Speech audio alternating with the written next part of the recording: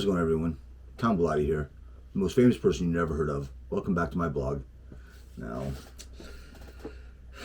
at this point, I'm going to my first appearance.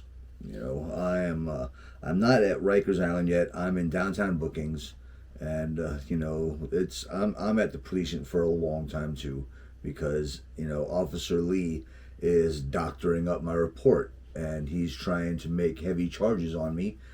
And you can't just file false charges on someone really quick. It takes a little bit of time. So, because I represented myself, I have my rap sheet. This is not something that you're supposed to have or that you're supposed to be able to get, but this is part of the discovery that I end up eventually getting. And my rap sheet here, it's pretty doctored up. And that's probably one of the ways why they were able to get me in such a high classification house over there in Rikers Island. Also, mind you, that George is friends with the captain of the 72nd Precinct. So I'm sure it's not really hard for, the captain of the precinct to call up the jail and ask for a favor on just, special treatment for an inmate. And not the good kind of special either. So when I find out what the charges are, they're an E felony.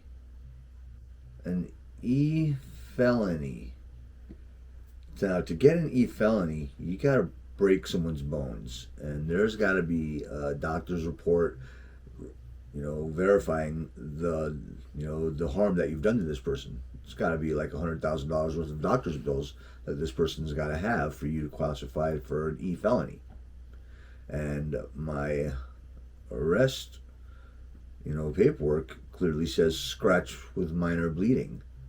It's not an E felony. But it's not like you can just straighten all that stuff out right then and there. This is quite the process that we got to go through. And they're just hoping that you'll cop out on it, on whatever it is they offer you. And for the most part, a lot of people do. It's over 90% of people that get incarcerated, whether they did the crime or not, they plead guilty. I see it.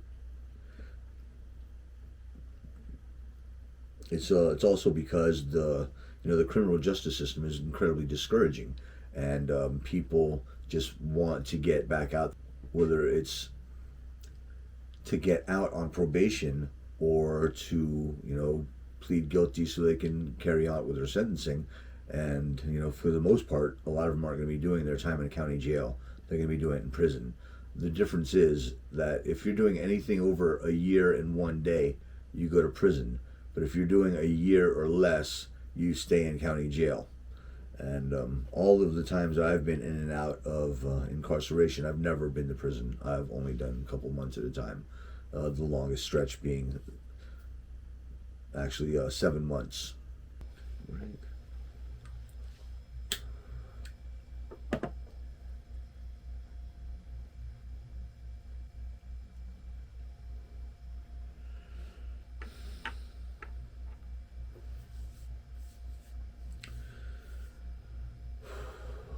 Now, when they told me my bail for these charges, it was $10,000 and $1,000 for the DUI charge.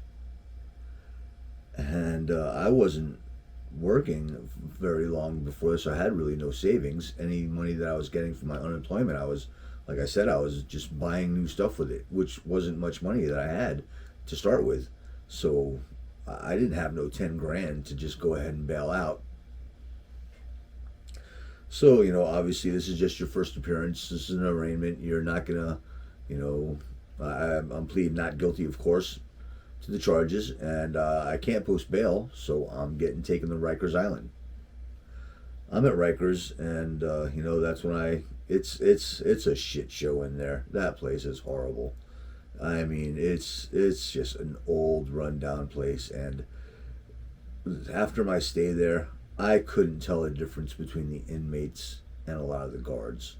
And if you were a guard that was tentative and you did your job, I felt sorry for you because all the other inmates knew that, and whenever they had a request or anything that they needed done, you were the officer that they would wait to ask for whenever you came on duty. Everyone else, they wouldn't even bother because they knew that it was a lost cause and they're not going to get anything done for these people. And actually, if you bother them, they might actually make trouble for you. Yeah, that's Rikers Island for you. Okay, so when I first get in, I know it's going to be close to 3 weeks until my next time in court. And I'm hoping between that time, my lawyer or my public pretender will get in touch with me, Danielle Freeman. So when I get assigned to my house, 6 upper, again, it's I'm the only guy in there that's a white guy. Everyone else is either black or Puerto Rican. So, the first thing that everyone thinks I am is a damn snitch or Aryan Brotherhood. So I just keep to myself, and I found someone that had a lot of books. I asked him if I can get something to read from him. And he hands me this thick book. I think it had the larger letters on it. That's why it was 700 and something pages. And it was a good read. I can't really exactly remember the title of the book, but I can remember the plot for it, very distinctively. But I'm not going to go ahead and lay that out for you. But the book was around 710 pages. And the next day, I go back to the guy that I got the book from, and I hand him the book. I'm like, hey, here's your book back. And he just looks at the book. He's like, you didn't like it? I go, no, I read it, and I want to get another one from you. And he couldn't believe it. I just read that 700-page book in 24 hours. But, I'm used to reading. I'm a theologian. I study theology, and I'm not a practitioner really by any means, but I've been studying this for well over 20 years, and a lot of the books that I read are very, mind-bending. I read them slowly because it takes me a while to absorb them, but this was just purely some science fiction entertainment, so it just goes really fast, and it's just an easy read compared to the history and stuff that I'm normally used to reading, so no big deal there, but it also... It helped me out a lot because when people have books over there, they don't really have a library. They only have books that get circulated by a lot of the inmates. And so people hold on to their books for a long time because they'll have it and they want to read that book and they don't want to lose it or have something happen to it. So they'll have that as a backup. But everyone knew that I was such a fast reader that if they were reading a book, they knew that if they had another book that they wanted to read afterwards, that I would be done with that book and they would have it back before they were done with the book that they were reading. So I had, a lot of books that people were just willing to hear you read it. I know you're going to be done with this before I'm ready to get to it.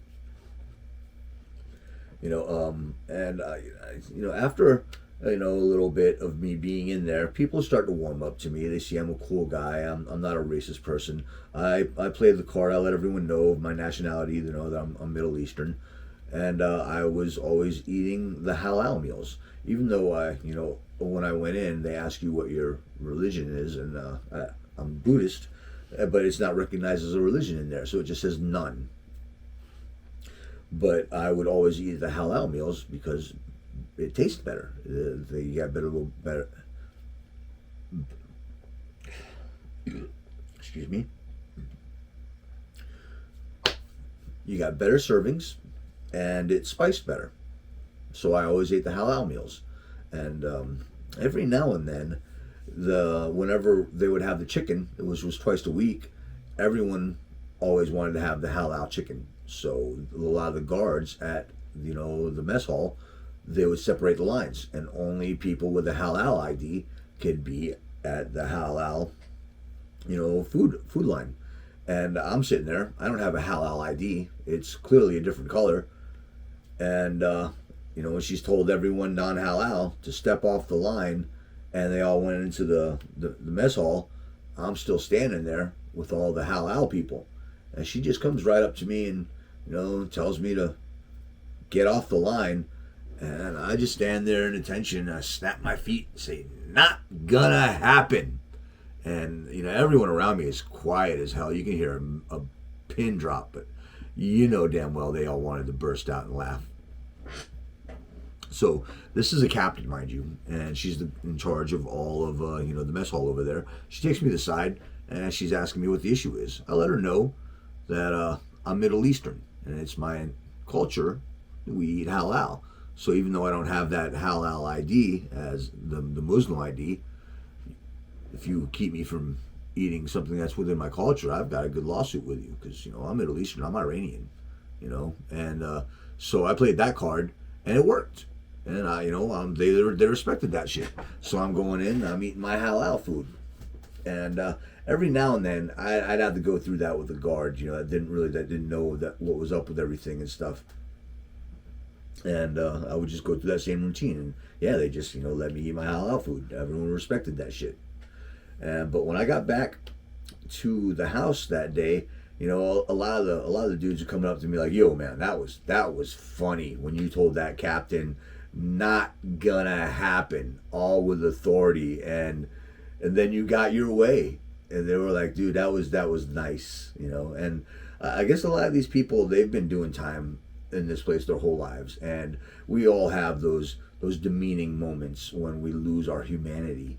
I imagine because that's what jail is. And when they saw me there and I stood up for myself and I did not lose anything, and the respect was given, so they all kind of liked that, and it kind of warmed up to me a little bit slowly.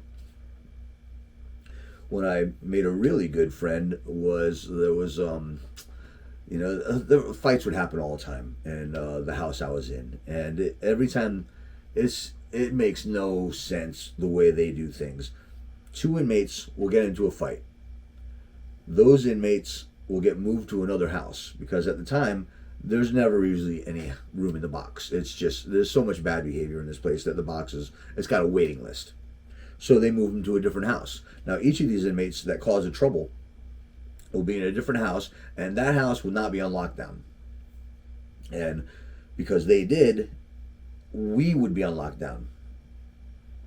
Now, mind you, these guys aren't even in there anymore, and we're in there suffering for at least 2 to 3 days of lockdown, where no one can go on visitations, no haircuts, phones are off, you can't go in the TV room, and they just punish everyone in there, and it's a psychology to try to put inmates against each other, and for the most part, people fall for it because it just happens repetitively, and that's even though it makes no sense unless you're conscious of it. And a lot of inmates that have done time for a while, and they try to keep the young bloods down from losing their cool. But every now and then you'll get a young blood that just loses his cool, and he'll go up to the phone, break it, and then we've got a broken phone. This guy gets sent to a different house, and waiting to go to the box, and he's got access to phones, and we don't.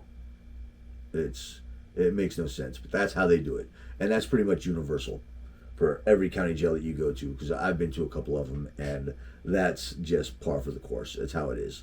The one thing that would be different that they have in Rikers Island is a lot of people there's be 3 phones in the day room, and during certain times of the day, certain people have dibs on that phone, whether they're using it or not. The phone is theirs, and when it's their time, they'll have it up on a T. Now, I found this out by just seeing a phone that wasn't being used and being up there on a T and going up there and using it. I got to make my calls. I get so many calls a week that I can do for free until you guys start paying for it. But because I don't really have any cash in my account, I get like two calls or 3 calls a week free. It might be more than that. I can't really remember. I'm sorry. So I make the call, and then you hear some people it's telling me about what's going on with that whole tea time and all that stuff like that. But so all right, I didn't know what was going on with that. They just let me know what was going on, and so the next time, whenever I would go up to the phone, before I would just pick it up and ask, I'm like, "Yo, Who's got this? And they're like, yeah, you go ahead, you can use it. And that was it. I got the respect like that. Because of the way they like to punish all of the other inmates for basically and just make up all kinds of archaic rules, because of all the fights that were breaking out, they said that there's no more than one person at a time in the bathrooms after 11 o'clock. And I just yelled out, where's that saying in the rule book? And this other dude that yelled it out in stereo at the same time.